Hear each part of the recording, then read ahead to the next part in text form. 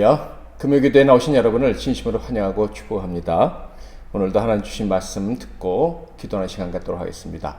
오늘 하나님께서 주신 은혜의 말씀 하박국서 1장과 2장 말씀이 되겠는데요. 그 중에서도 2장 4절 한 절 말씀을 봉독해 드리겠습니다. 보라, 그의 마음은 교만하며 그 속에서 정직하지 못하나 의인은 그의 믿음으로 말미암아 살리라. 아멘.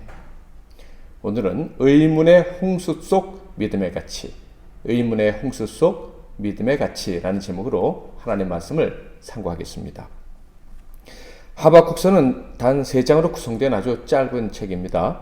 그러나 아주 매력적이고 은혜롭고 또 진리를 진지하게 추구하는 사람들에게는 좋아할 만한 요소를 많이 가지고 있는 책입니다. 개인적으로도 저도 역시 하박국서를 좋아하는데, 왜냐하면 이 책을 읽으면서 하나님께서 믿음과 함께 해주신 이 자유에 대해서 더욱더 확신할 수 있었기 때문입니다.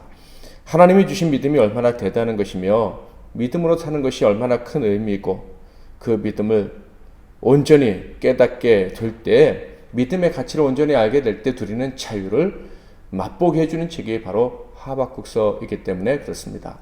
그러니까 믿음은 너무나도 좋은 것이다. 인생은 믿음이 없이는 살 수 없구나 라는 것을 잘 가르쳐주는 책이 하박국서이기 때문에 하박국서가 저 개인에게, 그리고 모든 성도들에게 매력적인 책이다 라는 거예요. 사도 바울은 참된 믿음만 있다면 삶의 근본적인 문제를 해결받을 수 있다는 것을 깨닫게 되죠. 그 믿음이야말로 진정한 삶의 길이라는 것을 깨닫는데, 그 깨달은 진리가 바로 하박국서에 기록되어 있는 이 말씀과 같은 것이었죠. 로마서 1장 17절, 복음에는 하나님의 의가 나타나서 믿음으로 믿음에 이르게 하나니 기록된 바 오직 의인은 믿음으로 말미암아 살리라 함과 같으니라. 이 말씀이 어디에 있는 말씀입니까? 바로 오늘 우리가 상고하려는 하박국서 2장 4절에 있는 말씀이죠. 한 번 더 볼까요? 보라, 그의 마음은 교만하며 그 속에서 정직하지 못하나 의인은 그의 믿음으로 말미암아 살리라. 그리고 교회사적으로 볼 때 이 말씀 때문에 교회의 새로운 시대를 열었던 사람이 있는데, 그 사람이 바로 마틴 루터입니다. 그 역시 오직 의인은 믿음으로 말미암아 살리라 라는 이 말씀 묵상하다가 깨닫고 가톨릭의 율법주의에서 벗어나 복음이 주는 참된 구원, 참된 자유 행복을 경험하고, 그래서 종교개혁의 깃발을 높이 들 수 있었던 것입니다. 자, 그렇다면 우리에게 자유와 행복을 주는 이 믿음이란 어떤 것일까? 어떤 가치가 있는 것일까? 하박국서에서는 이 믿음을 어떻게 묘사하고 있을까? 그런데 놀랍게도요, 하박국서는 우리의 믿음에 대해 말하기 위해서 이해할 수 없는 질문들을 먼저 하기 시작합니다. 그러니까 믿지 못할 것 같습니다 라는 말을 먼저 했다는 거예요. 믿음의 위대함을 알리기 위해서 무조건 믿으라, 이 위대한 하나님과 그분의 약속을 왜 믿지 못하느냐라고 체근하는 것이 아니라, 하나님, 특히 하나님께서 믿을 만한 분이시라는 것을 알고 믿고 싶지만 자신의 지혜로는 도저히 이해할 수 없습니다 라는 질문으로 하박국서의 문을 열었다라는 거예요. 즉, 하나님은 믿고 싶지만 참으로 믿기가 어려운 분입니다 라는 이 하소연으로 하박국서를 시작했다는 것이죠.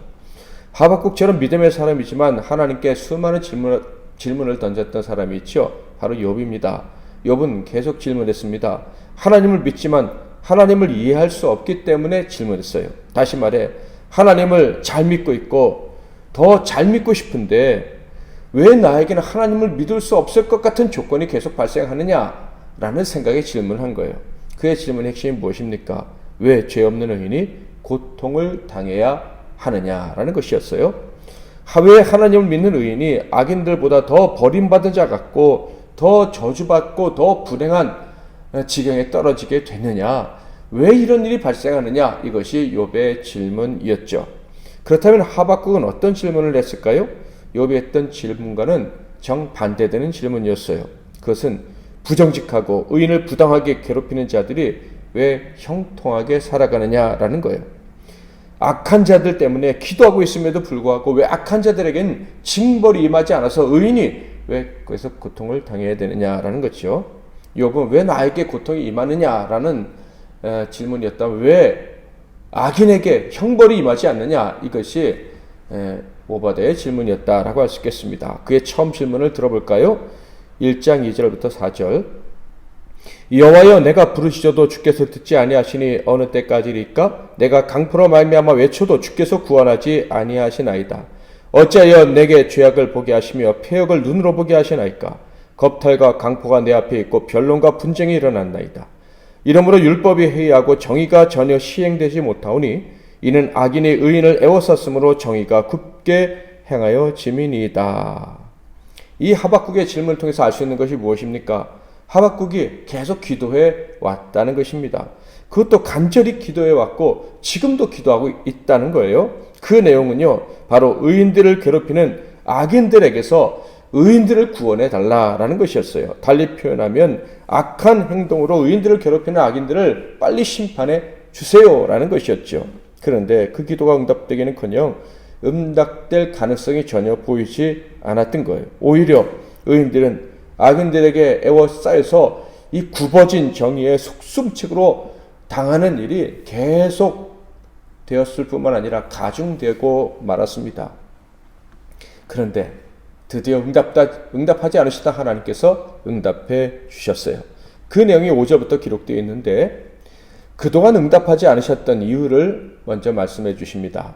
응답하지 않으셨던 이유는 하박국의 기도를 거부한 것이 아니었다라는 거예요. 그가 간구했던 것보다 더 놀라운 대답을 준비하고 계셨다. 하나님을 거부한 선민에 대한 무서운 심판을 계획하고 계셨다는 거예요. 그런데 그 계획은 너무나도 무서운 것이었는데 바벨론 사람들을 일으켜서 선민으로 부르심을 받았지만 악을 행하는 자들을 다 심판하시겠다라는 거예요. 5절 6절. 여호와께서 이르시되 너희는 여러 나라를 보고 또 보고 놀라고 또 놀랄지어다. 너희의 생전에 내가 한 가지를 행할 것이라. 누가 너희에게 말할지라도 너희가 믿지 아니하리라. 보라, 내가 사놓고 성급한 백성 곧 땅이 넓은 곳으로 다니며 자기의 소유가 아닌 거처들을 점령하는 갈대아 사람을 일으켰나니. 이런 대답을 들었을 때 하박국은 어떤 생각이 들었을까요? 그는 하나님의 백성이라면 의로워야 된다고 생각을 했어요. 그런데 하나님의 백성들이 패역했습니다. 고의로 하나님을 대적하고 불의를 일삼았어요. 그래서 그들의 악함을 고쳐달라고 하나님의 백성들이 의롭게 살라고 기도했던 거예요. 악한 사람들을 혼내서 이 땅이 의로워지게 해달라고 기도한 거예요. 그런데 하나님의 대답은 악인들뿐만 아니라 이 악인들과 함께 사는 가나안 땅을 심판하시겠다. 심판의 고통을 겪도록 하겠다라는 거예요. 게다가 이방 민족을 통해서 그 사악한 자들을 통해서 이런 일을 행하시겠다라고 말씀을 하신 거예요. 그래서 그는 당황했습니다. 당황했을 뿐만 아니라 여전히 하나님의 뜻에 대해서 의문이 사라지지 않았어요. 분명 하나님은 의로우신 분이라고 믿고 있습니다. 그러나 부당하게 행하시는 것 같다는 생각이 그의 마음속에서 머릿속에서 떠나지 않는 거예요. 그래서 그는 또다시 하나님의 뜻에 의문을 품었습니다. 다음과 같이 질문할 수밖에 없었어요.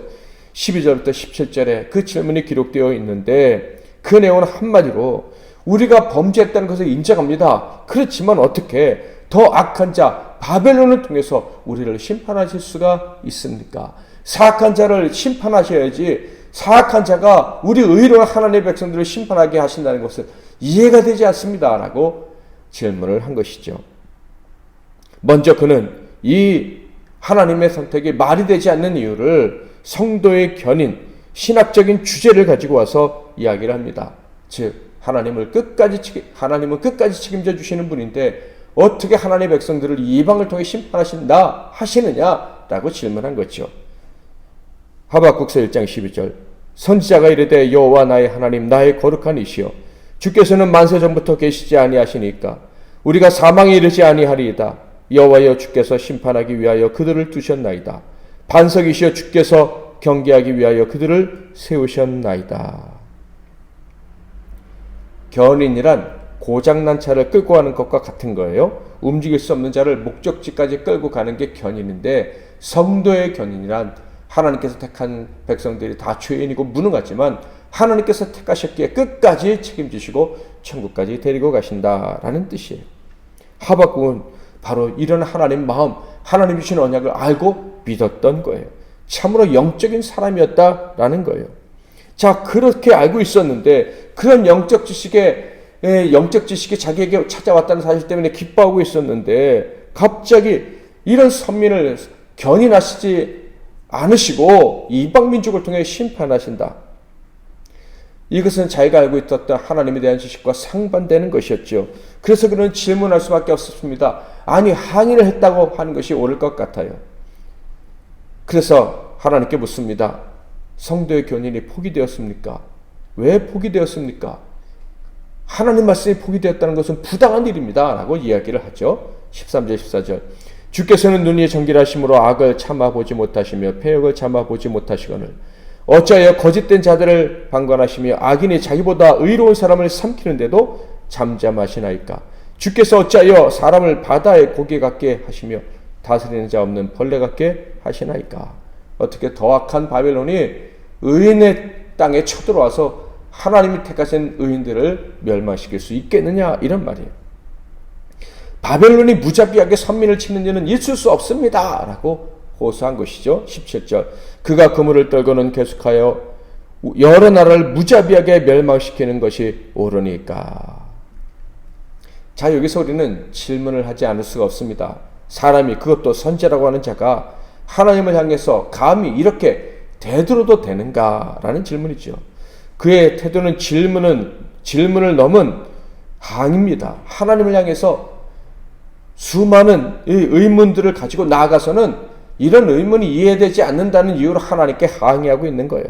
조금만 수위를 더 높이면 불신자처럼, 불경한 사람처럼 보일 것 같습니다. 과연 하나님이 이런 태도를 받아주실까요? 그런데 2장 1절의 말씀을 보면 하박국의 태도가 정말 무례한 것 같다는 생각을 지울 수 없는 그런 말씀이 기록되어 있는데요. 내가 내 파수하는 곳에 서며 성루에 서리라. 그가 내게 무엇이라 말씀하실는지 기다리고 바라보며 나의 질문에 대하여 어떻게 대답하실는지 보리라 하였더니, 가장 높은 성루에 올라가서, 즉 소식이 오는 그곳에 가서 하나님의 소식을 기다리면서 하나님이 어떻게 대답하시는지 지켜보겠다, 이런 말이에요. 한국에서 이런 말은 있을 수가 없죠. 아랫사람이 윗사람이 하는 행동을 지켜보겠다. 이것은 아주 불경한 말이죠. 자, 그런데 원래 의미는 그렇지는 않습니다. 이렇게 무례한 말이 아니라 진심으로 하나님 말씀을 기다리겠다는 뜻이에요. 하나님이 말씀해 주신다면 온 마음을 다해 듣겠다. 정말 깨닫고 싶다라는 거예요. 간절하게 하나님의 응답을 듣고 싶어서, 대답을 듣고 싶어서, 분명히 하나님은 답을 가지고 계실 텐데 알려주지 않으시니 알려주실 때 내가 놓치지 않겠다는 마음으로 내가 서 있겠다라는 거예요. 사람이 하나님의 대답을 듣고 싶어하는 것, 그것도 간절히 하나님 말씀을 듣고 싶어하는 것은요, 불손함이 아니라 믿음입니다. 왜냐하면 그의 마음속에는 답은 오직 하나님께만 있다라는 그런 믿음이 있기 때문이죠. 하나님은 그의 마음을 아셨기에 이렇게 대답해 주십니다. 하박국서 2장 2절에 3절 여호와께서 내게 대답하여 이르시되 너는 이 묵시를 기록하여 판에 명백히 새기되 달려가면서도 읽을 수 있게 하라. 이 묵시는 정한 때가 있나니 그 종말이 속히 이르겠고 결코 거짓되지 아니하리라. 비록 더딜지라도 기다리라. 지체되지 않고 반드시 응하리라. 하나님께서 대답하시기를 너는 달려가면서도 읽을 수 있을 정도로 정확하게 듣고 기록해라 라고 말씀을 하십니다. 그러니까 명확하게 말씀해 주실 것이라는 것이고, 명확하게 주신 말씀은 반드시 이루어질 것이다 라는 말씀인 것이죠. 자, 그렇다면 그렇게 명확하게 드려야 될 그 정확하게 이루어질 말씀은 무엇이었습니까? 다음 같은 말씀으로 시작이 되었는데요. 하박국서 2장 4절이 그 말씀이에요. 보라, 그의 마음은 교만하며 그 속에서 정직하지 못하나 의인은 그의 믿음으로 말미암아 살리라. 악인은 교만하여 그의 영혼이 온전하지 못하지만 의인은 그의 영혼이 온전하기 때문에 믿음으로 살게 된다라는 거예요. 자, 여기서 가장 중요한 것이 무엇입니까? 의인은 믿음으로 사는 자라는 거예요.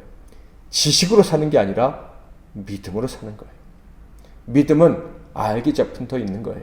저 사람이 날 도울지 안 도울지 모르지만 도와줄 것이라는 기대가 바로 믿음인 거예요. 자, 그렇다면 이 믿음으로 사는 사람의 열매는 무엇입니까? 14절 이는 물이 바다를 덮은 같이 여호와의 영광을 인자하는 것이 세상에 가득함이니라. 믿음으로 살면 우리 삶 속에 하나님의 영광이 가득 차게 된다. 하나님의 영광을 인정하는 것이 세상에 가득 차게 된다. 그러니까 먼저 하나님을 믿어야 결국 하나님을 인정하는 세상이 만들어진다. 이런 뜻이에요. 2장 20절 오직 여호와는 그 성전에 계시니 온 땅은 그 앞에서 잠잠할지니라 하시니라. 믿음으로 사는 사람은요, 하나님 앞에서 늘 잠잠하게 예배한다, 엎드린다, 기다린다, 이런 뜻이에요. 여러분에게 믿음이 있습니까? 주일에 이미 구원이란 말씀을 드렸는데 정말 이미 구원 받으셨습니까? 정말 구원받다는 확신이 있습니까? 증거가 무엇입니까? 사실 우리는 이미 구원받은 사람이라고 하지만 마지막 날까지 떨며 구원을 이루어야 됩니다. 믿을 뿐이지 아는 것은 아니기 때문이에요. 우리는 아는 것이 아무것도 없습니다. 왜 저런 일이 벌어지는지, 왜 의인이 갑자기 죽임을 당하고 의인에게 고통이 임하는지, 왜 내가 저 사람을 위해서 기도했는데 저 사람을 위한 기도가 응답이 되지 않는지 우리는 모르는 것들이 한두 가지가 아닙니다. 왜 바르게 살려고 했는 나에게 어려움이 찾아오는지 우리는 모릅니다. 그럼에도 불구하고 우리가 살 수 있는 방법이 있어요. 바로 믿음이라는 거예요. 우리는 모르기 때문에 허무함에 빠지고 절망할 수 있는 그런 환경에 놓여 있고요. 그런 길로 가라는 유혹을 사탄이 계속 우리에게 줍니다.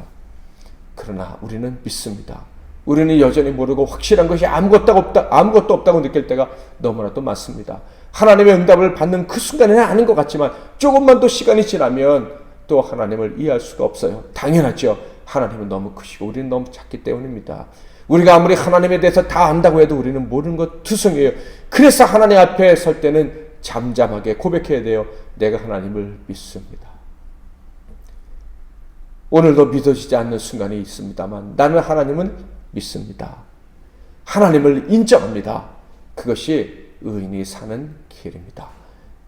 이 분분에 대해서 우리 월요일날 또 한번 생각해 보도록 하겠습니다. 오늘 말씀 붙잡고 기도하시고 승리하신 하루가 되시기를 바라겠는데요. 하나님의 부르심 이 찬양하고 기도하겠습니다.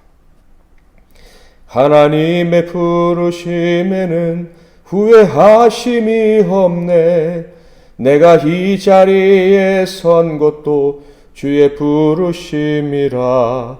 하나님의 부르심에는 결코 실수가 없네. 나를 부르신 하나님의 신실하심을 믿네. 날 부르신 뜻 내 생각보다 크고 날 향한 계획 나의 지혜로 측량 못하나 가장 좋은 길로 가장 완전한 길로 오늘도 날 이끄신 믿네. 오늘도 말씀 붙잡고 기도하시고 마음껏 기도하시고 평안한 밤 맞으시기 바랍니다. 기도하겠습니다. 하나님 아버지, 우리가 하나님 믿고 믿음의 사람으로 살아갔지만 이 미련한 머리를 가지고 있고 깨닫지 못하는 지혜 때문에 우리는 의심하고 의문투성이 속에서 살아간 날들이 너무나도 많습니다. 그럼에도 불구하고 우리는 하나님의 신실하심을 믿습니다. 하나님의 영광이 온 땅에 가득하다는 것을 믿습니다. 하나님을 인정하고 살아가야 될 운명이라는 것을 압니다. 하나님을 믿고 하나님을 의지하고 살아가는 저희들이 가장 바른 선택을 했다는 것을 마지막 그날에 분명히 확인할 수 있도록, 그리고 기뻐하며 천국에 들어갈 수 있도록 끝까지 믿음으로 살아가는, 의문 속에서도 믿음을 포기하지 않는 우리 모두가 되게 하옵소서. 예수 그리스도의 이름으로 기도하옵나이다. 아멘.